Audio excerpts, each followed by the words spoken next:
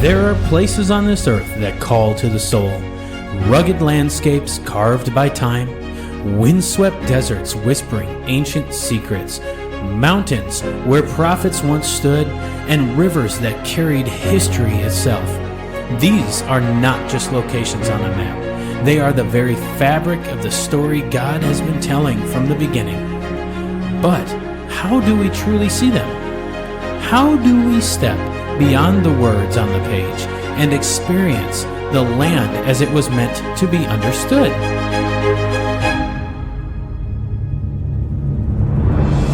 This week on Undaunted Pursuit, we embark on a journey few will ever take, guided by a man who has spent decades walking the paths of prophets, standing where kings once ruled, and listening to the echoes of Scripture in the landscapes of the Holy Land. A man of adventure, a scholar of the Word, and a storyteller shaped by the very geography of the Bible.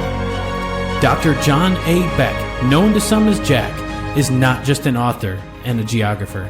He's an explorer of the soul of Scripture. He has braved the wilderness, scaled mountains, and even built his own airplane just to chase the thrill of discovery. And yet, his greatest adventure has been unlocking the biblical world through the lens of the land itself. In his latest work, he takes us deep into Israel, into the heart of the places that shaped the people of God. And today, he's here to take us with him. So strap in, open your mind, and prepare to see the Bible like never before. Okay, hey guys, welcome back to Undaunted Pursuit Podcast. We, as promised, have a special guest today, and I want to welcome Dr. Jack Beck, or also known as John A. Beck, correct?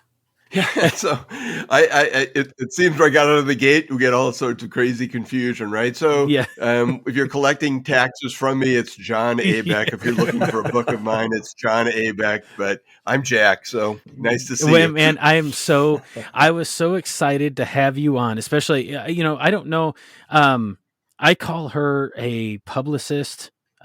She's a PR gal. Anyway, I get messages from her that set us up with she set us up with some amazing guests, and this woman you're working with, she is amazing. She works with some really neat Wonderful people like you, and so I was so excited about this one that I made a special intro for this, and it's real cinematic. I think it fits what we're going to be talking about in this week's episode.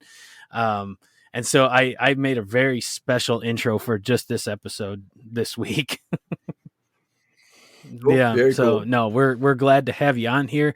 And man, I'm anxious to get into where you've been, what you're doing, and where are you currently? We were just talking about where we're from. I've droned on and on this podcast about our upcoming move. So where are you located at? You're from the U.S., right? Exactly so. Yes, exactly so. And I base out of southern Wisconsin, so the greater Milwaukee area is where I'm at.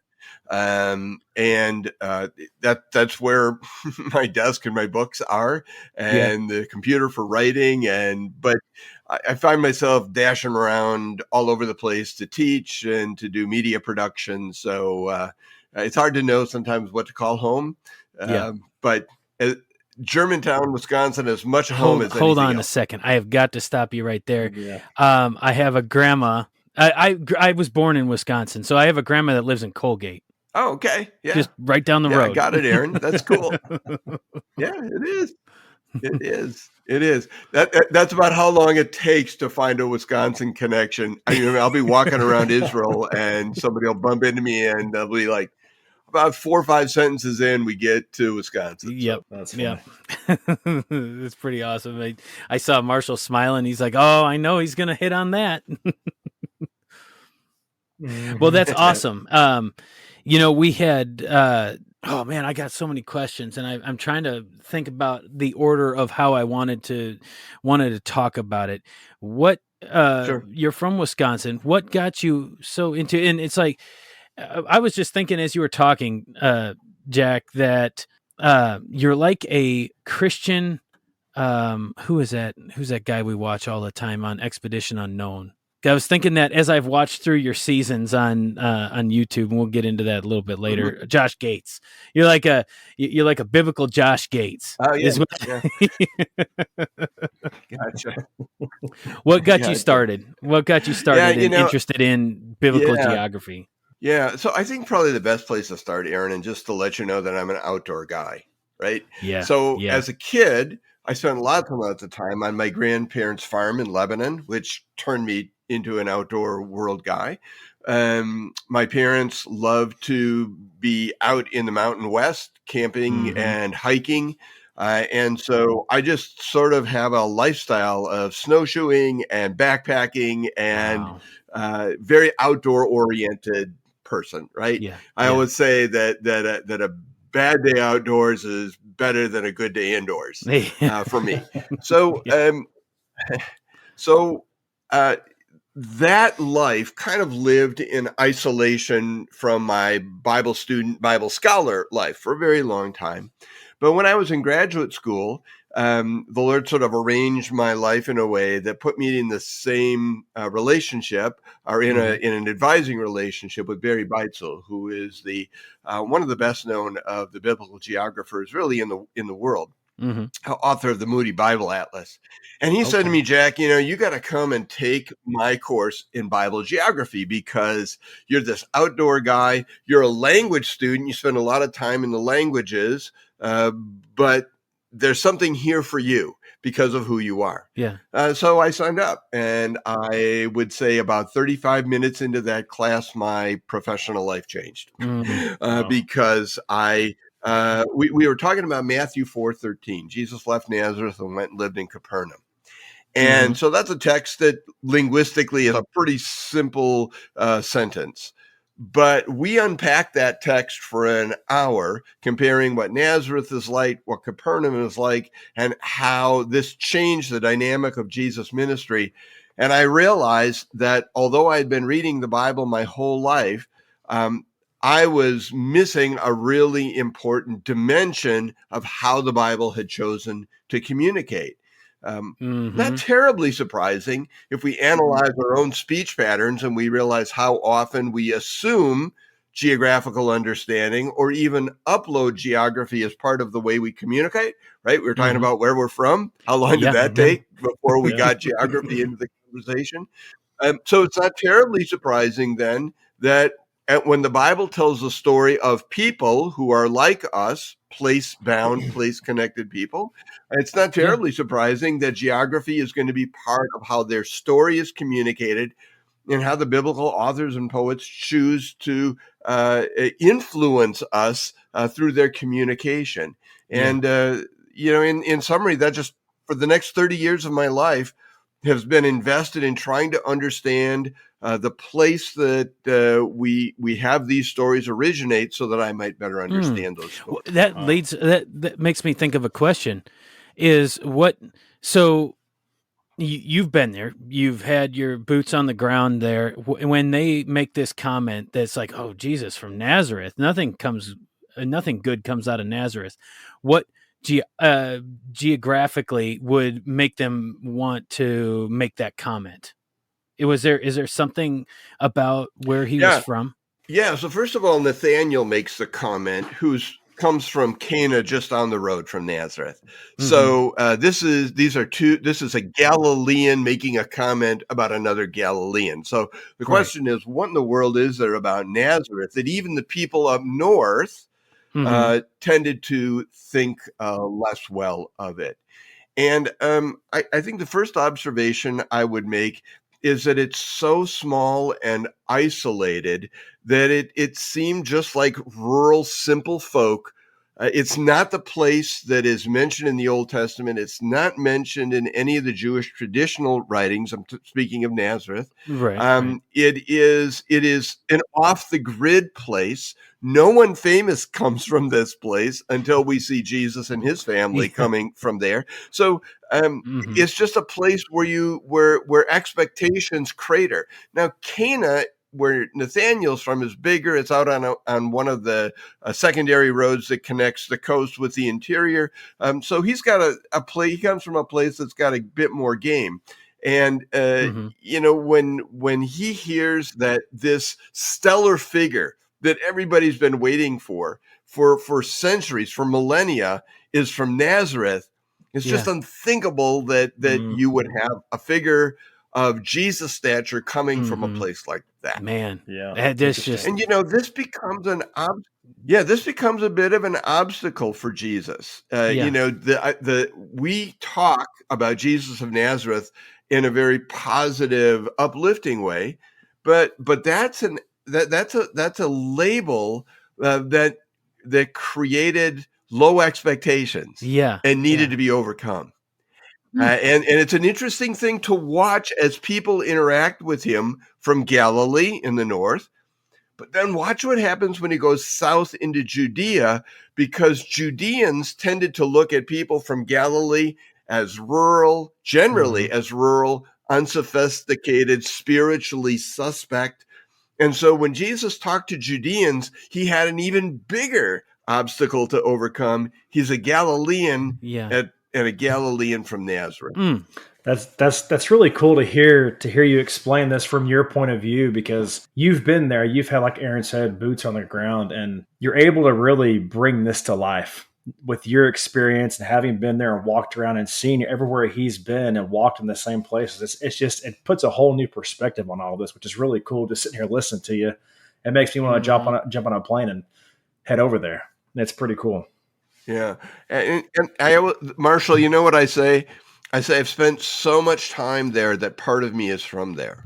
Yeah. and so it's just when I hear the stories and I know where those stories are occurring, there's just a lot of things that crop into my thought process that lies behind the language of our texts. Yeah. And this is what I feel is so powerful. It's not just when a place is mentioned in a text, but just knowing where a story is evolving begins to shape how I think about what I'm going to expect to hear and how the interaction may go. Does it help you understand the Bible better, having actually been there and walked in some of the places he's walked? Yeah, I would say absolutely. It makes a huge difference.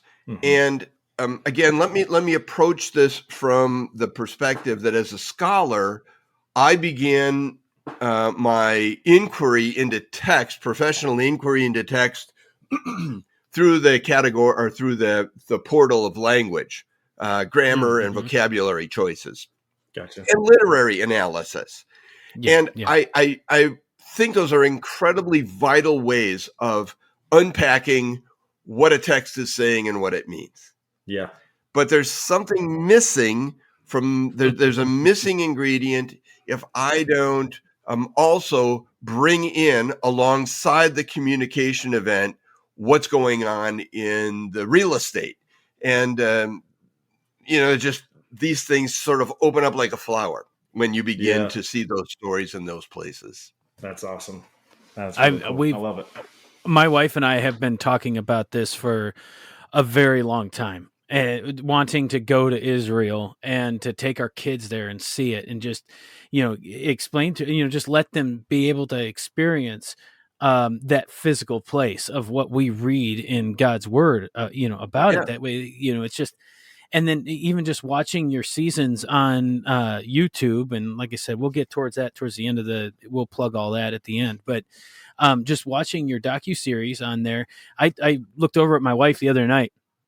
I was like, hey, it's like, if there's one other place that I would want to live, that would be Israel.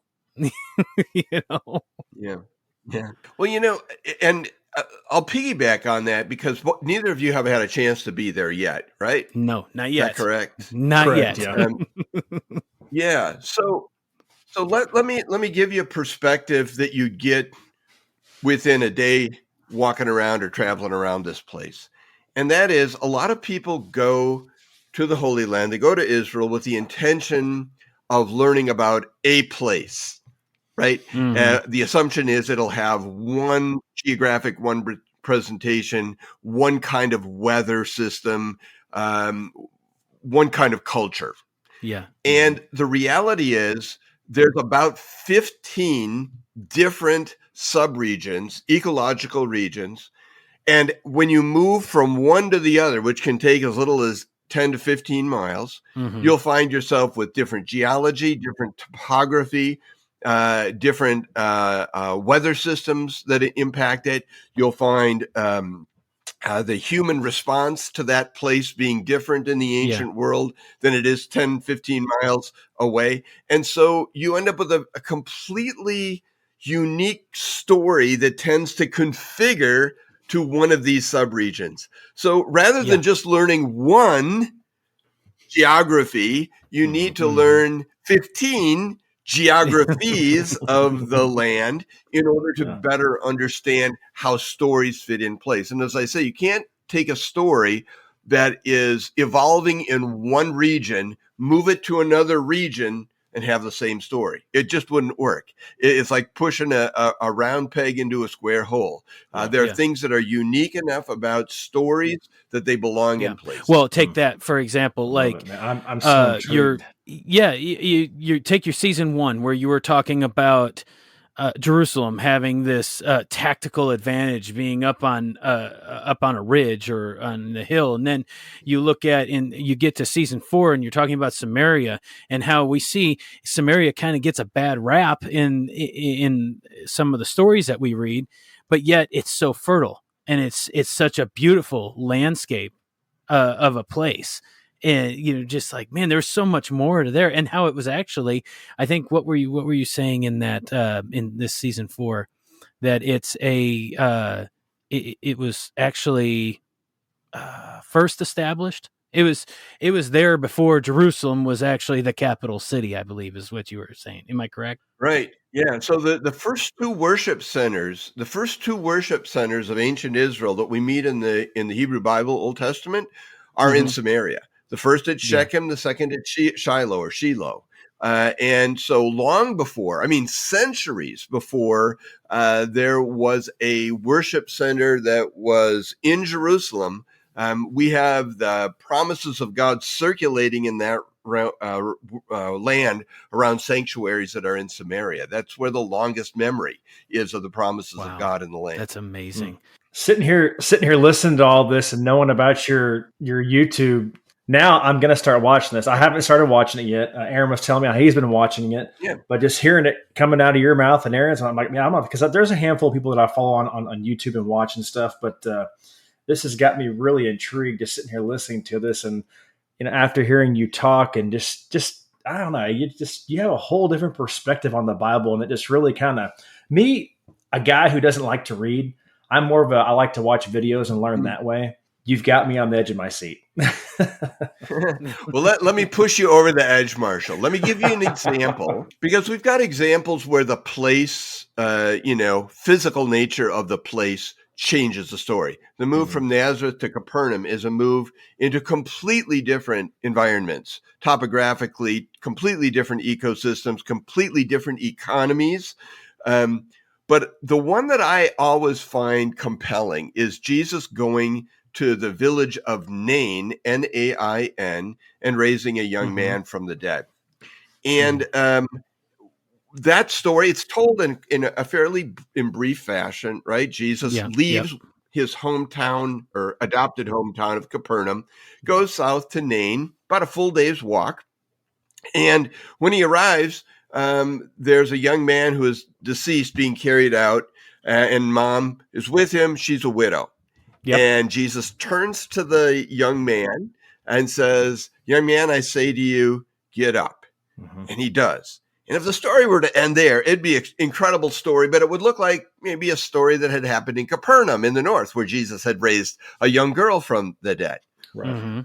But the power of the geography follows, because the way the people of Nain respond is this: a great prophet has risen among us. God has come to save his people. Now, let me build a connection to place. If you go about 2.5 miles to the south of Nain on exactly the same mountain. So there's a mountain, and on its north side you have Nain. On its south side you have a place called Shunem, just about 2.5 miles apart. Mm-hmm. And at Shunem, the Old Testament prophet Elisha raised a young man from the dead and gave him back to his mother. Oh, wow. So Jesus goes to the same piece of rising terrain, does essentially the same miracle.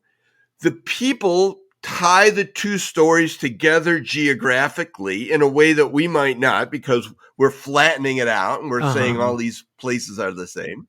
They're putting these two stories together. They see Jesus as a prophet. And if you know just a little bit of Hebrew, this will even make more sense. God has come to save his people, uses the word Elisha. God has come to Elisha, his people. And so you have a Jesus, apparently, and this is not the only time we see him doing this, it's just a wonderful example of it, going to a place, doing something specific, going to a place, saying something specific, in order to leverage what had happened there before, to connect himself to an Old Testament event, to an Old Testament person, to an Old Testament promise. And just by going to that place, he's building this bridge between the anticipation and arrival of the Messiah. And I love to see that happen, because we just don't necessarily see how place becomes an organizing principle. And it brings stories together that otherwise are pretty far apart in our Bible. Right. Yeah. Wow, that's amazing. It really is. That is crazy. And so, and I was, just before coming on here, I was talking to Marshall. Well, because we were just before that story, we were on this Samaria kick, and not that this is near Samaria, but of course I don't know. I haven't been there. So, where in relation to that, to Samaria, would be like the Jezreel Valley? And I was telling Marshall about just watching this new documentary on the Mosaic Church that they finally came out with on Angel Studios. Megiddo. And the Megiddo, yeah. Sure. And it's interesting. But what they don't talk about really is the geography. I mean, what's the significance of this place of worship being found where it was found in Megiddo, and in relation to some of these other geographical features or places? Yeah, for sure. So it's a Byzantine church. So it's after the New Testament era, probably third, fourth century. I don't remember the dates exactly, but Third, somewhere in that area, AD. So we're talking about after the New Testament era, but it's locating in a place that is a high transportation environment. The Jezreel Valley, and Megiddo's on the west side of the Jezreel Valley, is the easiest place to go through the central mountain zone on an east-west course. So if you go to the south or north of the Jezreel Valley, you end up having to climb and descend repeatedly to go east and west. The Jezreel Valley is a flat walk. So the international highway that bridges 3 continents is going to go through there. This church then is built on the major international connecting artery that moves through. So that's interesting to me. You're building a church that has high access to travelers. The other thing that's interesting is that we have a Roman camp that is contemporaneous. It's operating at the same time as this church, which has suggested to some that perhaps there were Roman soldiers who had come to know Jesus, believe in Jesus, and that they were part of the community that worshiped there. So the geography and the proximity of those things may have an interesting story to tell. Right. I didn't. The reason I asked that was because I didn't know if it had any significance in relation to Old Testament Samaria and this New Testament church geographically. Is kind of where I was getting at there. I didn't know where it was in relation to that. Yeah. So the Jezreel Valley is just north of the region of Samaria, and it produces a different set of stories because it's so different than Samaria does, even though they butt right up against one another. Okay. Yeah. It's also interesting. So how many times have you actually been over there? And you've been doing this for the past 30 years, you said, right? Yeah, and I've lost count of how often I've been there. It's in the hundreds, right, of times. But yeah, and I always say when people ask how often I've been, I just say enough. Enough. I've been there enough to know.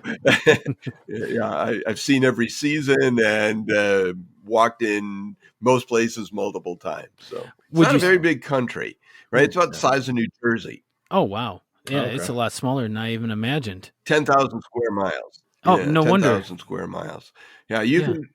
you can drive north to south, I mean, when we do our programs with Jerusalem University College, the field study programs that I teach for those guys, we'll base in Jerusalem and do everything center south, and then we'll go base at the Sea of Galilee and do everything to the north. Mm, And so with two bases, we can easily in a couple hours drive to any of the locations we want to visit. Oh wow. wow. Huh. So are you Interesting. saying, I noticed that season 4 is the final, that it's kind of sad because I'm just now getting into it, but season 4 is the last and final season. What are you saying, you're not done, obviously. I mean, it holds a special place in your heart, as Mhm. well as it should all of us believers. Um but are you done? Are you settling back into staying in the stateside, or what? Yeah, so actually, just the opposite. I've had to sit out a bit the last 18 months because there's been conflict in the Middle East, Mhm. and it's not that we couldn't get the work get to places and do the things we. I have friends that are teaching throughout the land right now. It's not a problem. It's just confidence, the North American confidence. Yeah. Most of the students that I teach are from North America, and just their confidence level isn't there Mm, yet, but it's coming back. And I good. plan to be back later this year for teaching trip and film production trip. So am I done? I don't know that I'll ever be done. I'm Good. always learning. I Good. have this restless curiosity about places, and we just published the book for Our Daily Bread. I have three more books that'll be coming out in the next couple of years, so Awesome. those are in process. And just starting a new film production with Our Daily Bread, where we're going to focus in on the Christmas story and Oh, see if we cool. can unpack the larger Christmas story, the one that starts in Nazareth, goes to Bethlehem, to Jerusalem, to Egypt, and then back to Nazareth. We're going to tell that whole origin story of Jesus over against the places that host it. Wow. Wow. I That'll think be the closest amazing. I've ever been to anything like that is out in Weatherford, Texas. Well, it's Peaster, Texas. There's a ministry out there, and it's called Capernaum. And they've built this first century village out there where they do live Yeah, productions. And part of The Chosen was filmed out there. The first sure, season was filmed out there. sure. I used to work out there, so that's about as close as I've been to anywhere near that part of the world. So that's when I think of what you're talking about, I'm sitting here trying to relate it to that little tiny place. Yeah, it that for anyone who loves the outdoors and is fascinated by nature, Yeah. Israel is Yes. just an incredibly diverse landscape. I think there's 2,400 different species of flowering plants Wow. in the land, and I do a Judean Hill Country walk with my students, and we talk about the botanic diversity just in that walk, Yeah. Mm-hmm. and you know it's just part of the Bible's communication too. The biotics are part of the Bible's communication too. It talks about plants, it talks about animals. Foxes have Yeah. holes, birds have nests. The Son of Man has no place Mm-hmm. to put his head down. Understanding the habits and the habitat of these creatures and of the plants and their idiosyncrasies is just a part that gets lifted up and put into the Bible's communication. And that's just, I'm all to say, I'm still learning. And I Yeah. don't know that there'll ever come a moment when I stop Yeah. gaining a new insight, just from the land itself.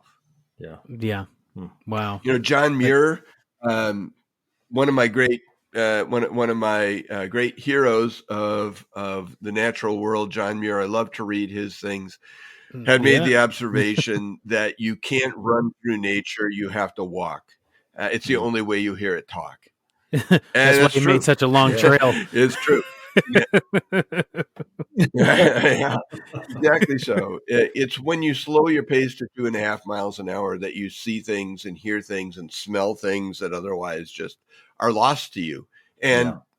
of all the Yeah. things that have changed since Bible times, there are many of those things that we still experience. And that song of the bird, the Mediterranean sea breeze coming off the sea in the afternoon that cools you off. These are the things that you still experience, and you feel like you're getting this sense around experience in a Bible story, then rather than just an off the page version. Yeah. I Well, you absolutely said love it yourself. You can feel the presence of God there the minute you step into the Holy Land, right? And I'm kind of setting this up here for to me it's a controversial topic. I don't know. I've just learned about it within the last year, and I guess it's been going on for quite some time that there are people out there trying to say or prove, or I don't know how to put into words what they're trying to do, that somehow this all took place in the US, I guess, trying to make us here in the US look even better. Are you familiar with that, with what's going on, this new ideology of all of So these? Are you familiar with that? I'm not sure that I'm hearing you correctly. If I am, I'm not. So what I'm hearing you say is that the Bible events that we have were actually U.S. based events. That's Yeah, that's pretty much. that is a new concept that has just recently surfaced within the past couple of years. It's preposterous. It really is. It's the most ridiculous thing I've ever heard, and I was anxious to have you on and kind of pick your brain on this, because there are so much extra biblical, outside of the Yeah. That's very Bible, deceiving. archaeological evidence that supports the land of Israel, the promised land, the Holy Land, however you want to put it, Yeah. being in that geographical location where you've been to, Yeah. as opposed to here in the U.S. But that's kind of what we do Yeah. here on this podcast is kind of bring up some of these other little controversial issues and kind of, no, God's word is true. Right. It didn't happen in the U.S. Yeah. I don't know how I would move these events to anywhere in the US and have them match the reporting. I mean, there's what we know in terms of ancient Near Eastern literature, what we know in terms of archaeological inquiry. These are the sorts of things that feed in and help us understand the nature of the space, and they just match. A story that's occurring in Israel, not in North America. And in fact, I think the stories would look way different if they were North American stories than if they were Middle Eastern stories. The place names don't match. The weather doesn't match. No. I mean, I could go right down the road. The topography doesn't match. There's just you end up with too many discontinuities. I thought you were going to say that people made the story up. That this was more mythic in nature. These narratives are more mythic, and my response to that is, well, you got to come and see the place, because you're going to open your book and look at the land and say, whoa, there's just like match. So that's another step to say, okay, let's move it all somewhere else. I don't know of anywhere else you could even possibly move it and replicate the topography, the climate, the hydrology, all of these things, the ecosystems, the plant life, the animal life that's mentioned in the Bible. It fits there. It doesn't fit somewhere else. Right. Yeah. Well, and for the record, I just want to make it very clear that we do not follow that way of thinking, but it has for people that even closely related to my family has been tripping them up. It's another stumbling block for some people. I don't know why, but it is. And they're trying to pass it off as truth, and they make it, the videos that I've seen on it, they make it very, what's the word? Believable, Believable and even though it's appealing. not, and appealing. Hmm. Right. And so I wanted to debunk that with an actual PhD geographer that has been over there and just kind of put that to rest. And hopefully anybody listening can know that that is a complete lie. Agreed. So you're working on you're working on this. You're working on some film studies, and you teach students over there. What's next? You said you got 3 books coming up. You just came out with a book?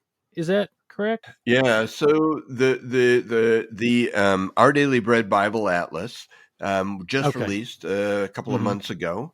Which, if you take the film series and you go, okay, there's a lot here that you don't talk about, and I want to know more about some of these other stories that have geographical insights to offer. This atlas is sort of a geographic commentary. It kind of like I just did with Nain and Shunem, and said same mountainside.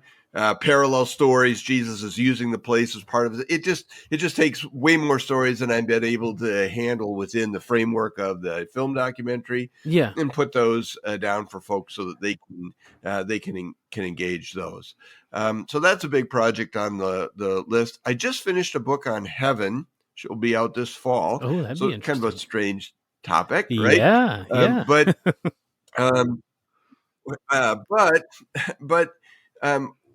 the publisher invited me to think about it because he said, look at what you said before, Jack, and that is a lot of what God has said to us about heaven has used the things of this earth. Right. And when I started doing that investigation, I realized, well, there's a lot of unpacking of our eternal home that takes place by using examples from this side of heaven. In my Father's house, Jesus said, are many rooms. If it weren't so, I would have told you so.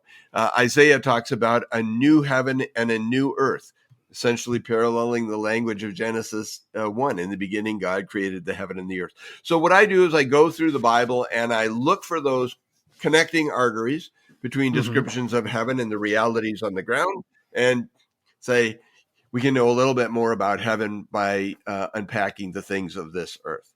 So that book's coming out this fall. And I've also started a workbook that is designed to teach the geography of the Holy Land without going to the Holy Land and without being around me. And so I'm trying to work myself out of a job, I guess.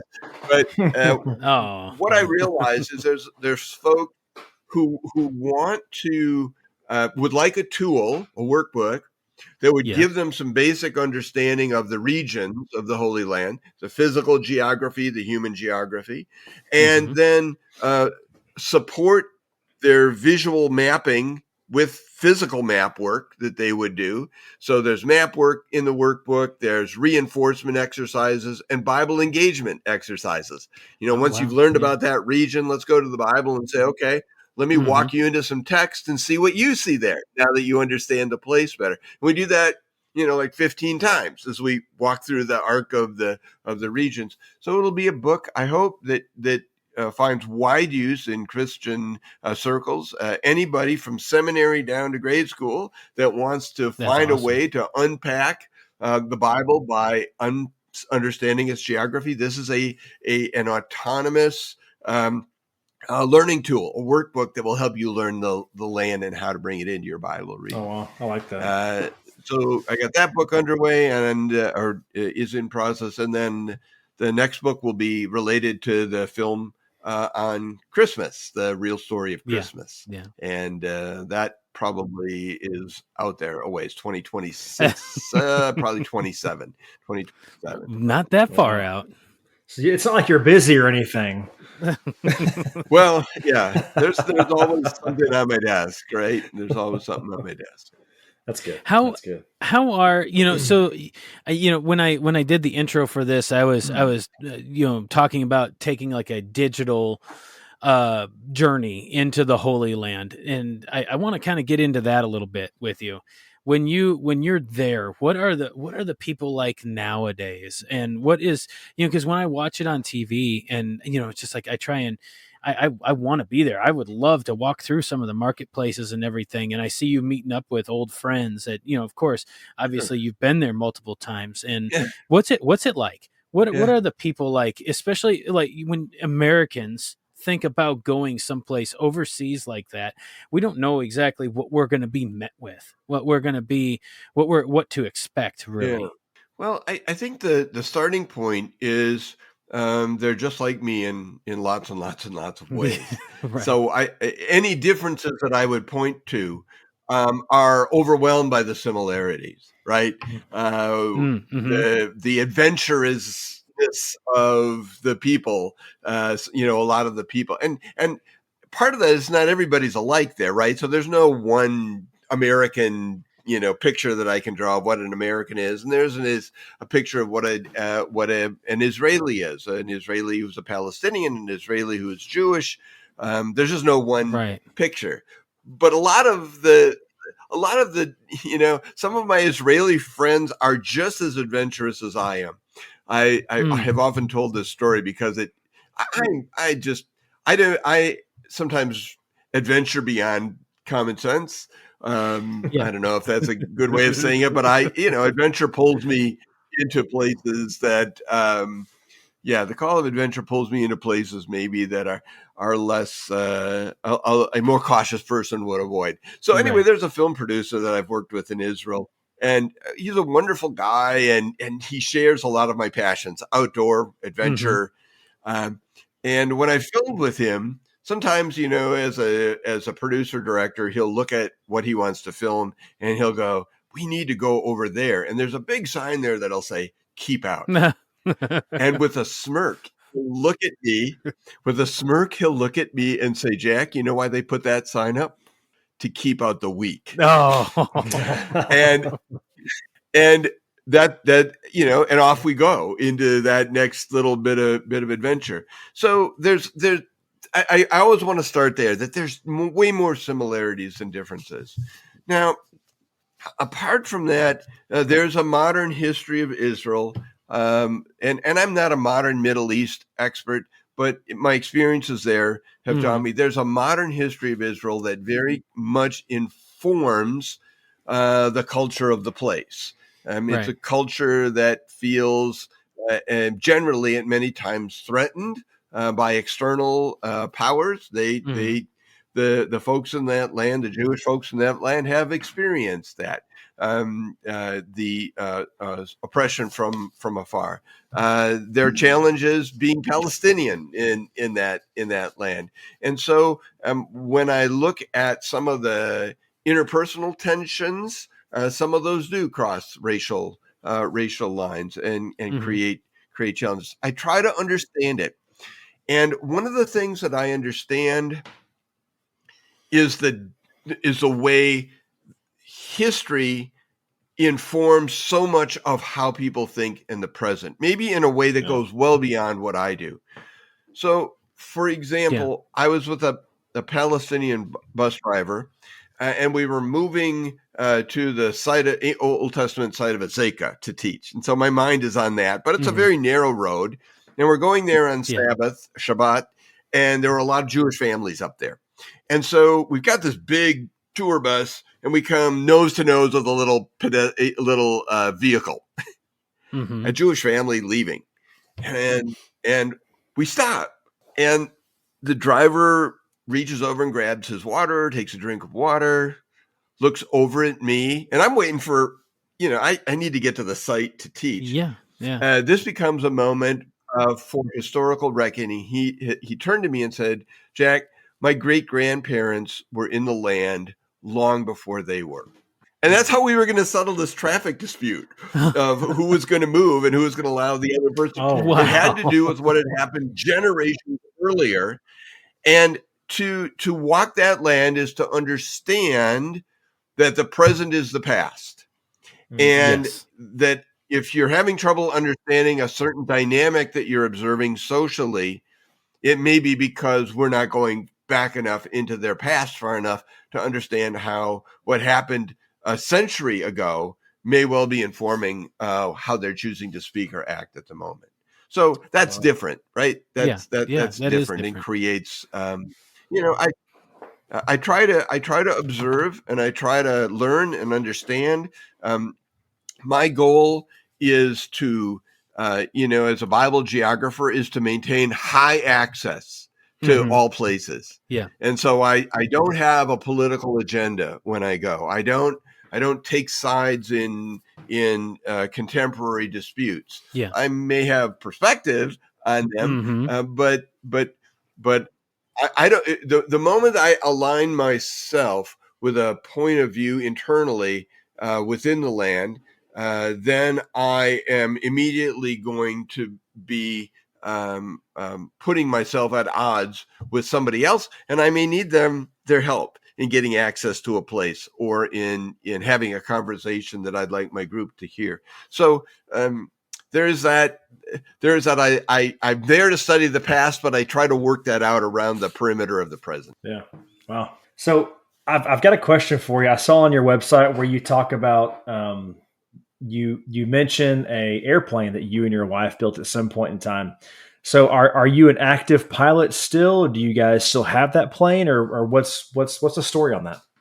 Yeah. So I actually, I've had a journey, right? And there was one point in my journey that I thought I was going to be a pastor missionary pilot. So I was down the road getting commercial pilot certification, became a flight instructor, chief pilot for a flight school in Milwaukee. Wow. And started getting commercial airline, invitations. And at the same time, I was getting invitations to go teach in the university and to be a graduate student. And so I took, it's the second path that I found myself on. But I always loved aviation. Has been a part of my heart. And so about 22 years ago, my wife said, well, let's see if we can get you back into it. And she said, if you want to build an airplane, I'm going to support your building of the airplane, but I want nothing to do with it. Yeah. And Right. that lasted only so long as a session where she came along and we were doing some metal work, some riveting, practicing with a technical counselor who was supporting our, maturing into this enterprise. And that led to the building of an airplane. We've been flying it now for 16 years. Oh, wow. And Wow. it is, we still have it, still fly it. And love the opportunity that it gives us to travel and backpack. We've been to Yellowstone and Wyoming and all these different places that are part of our backpacking story. And it's just large enough to get our backpacking kits aboard and off we go. Wow. That's Wow. cool. Heck, we'll have to have you out to Idaho when we get out there. Go ahead. I'm sorry. Yeah, we love snowshoeing in McCall. We've had a chance to be out there speaking and working in McCall or in the Nampa area, and so we loved the opportunity to snowshoe McCall. We've been out there. I don't think we backpacked out there yet, but anyway, that whole aviation thing, by the way, is very much a part of the fabrication of my thought in the work I do, because there are particularly atmospheric dynamics and meteorology that very much inform how I think about the land.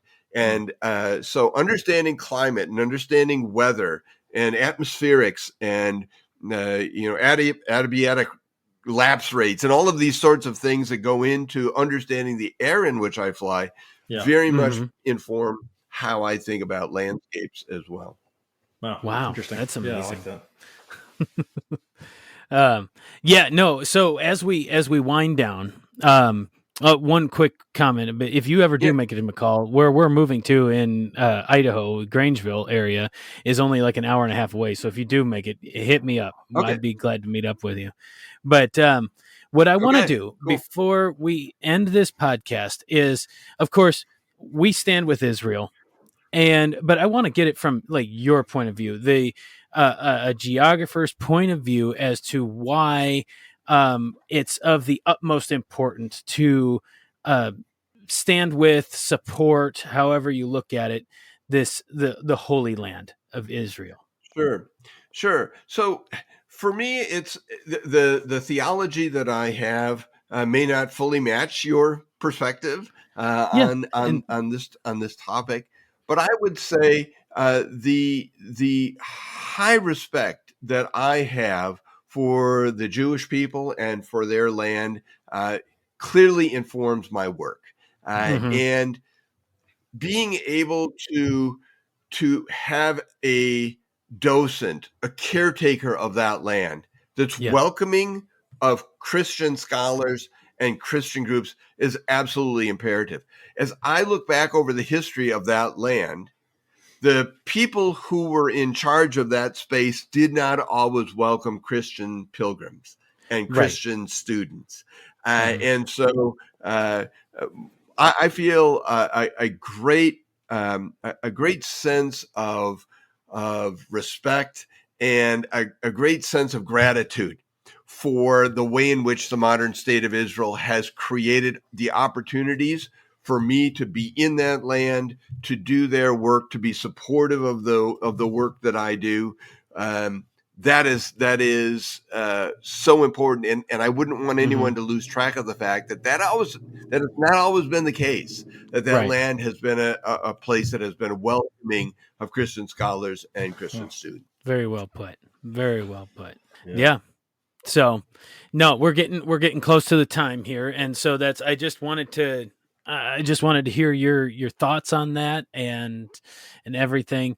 If anybody Yeah, wanted to follow you to keep up with what you're doing, how do we stay apprised with what you got going on? We've talked a lot about the stuff that you're getting ready to release, and I too want to follow that as well. sure. Yeah. So I have a website, johnabeckauthor.com, John A. Beck, John, a middle initial, John A. Beck author.com. It's that website's undergoing reconstruction, so it's a little sketchy right Okay. now, but it's still got the Yeah. basics, and it's probably the best one-stop shop for the broad range of what I do. Okay. Whether it's film production or media work in film, writing, media work, all of those things are shared. I try to keep people up to speed on what's going on there. Cool. Cool. And then I have to ask you this because what's the easiest way to search it on YouTube if I'm wanting to watch it? Because I've been searching um, Our Daily Bread Holy Land and then just typing in the season number that I want to Yeah, search. Is there an easier way to find that? couple of ways. So in YouTube, the Holy Land, connecting the land and it with its stories is the full title, and so sometimes Okay. it's easier to see that. If you put the Holy Land and my last name Beck, it'll generally hit pretty well. Okay. Our Daily Bread also has a new app, and that app is great because not only does it link to seasons, it Hmm. also links to Bible studies that are associated with those programs. So if somebody wants to Oh, dig in and cool. make this a little bit more part of their engagement, Yeah. the Our Daily Bread app will help you get there too. Awesome. Cool. How did you how did you get connected with Daily Bread? Have you always worked with them, or is this a? I'm sorry, we could go on and on Yeah, with different questions, but how did you get hooked up with Our Daily Bread? yeah. So I think it was a marriage that was coming Ah, because okay, their interest in Holy Land just was out there longer than mine, right? yeah, Their viewership, their readership, very closely connected to that. But the actualizing link came when I had been writing a book with another publisher, and the editor of that book moved to Our Daily Bread, oh, and okay, when he did, and they were going to do a Bible atlas, he said, "Hey, we should do it with Jack." And so he built the bridge. And once I had written for them, I think the first atlas I did with them was back in 2015, 2012, something like that.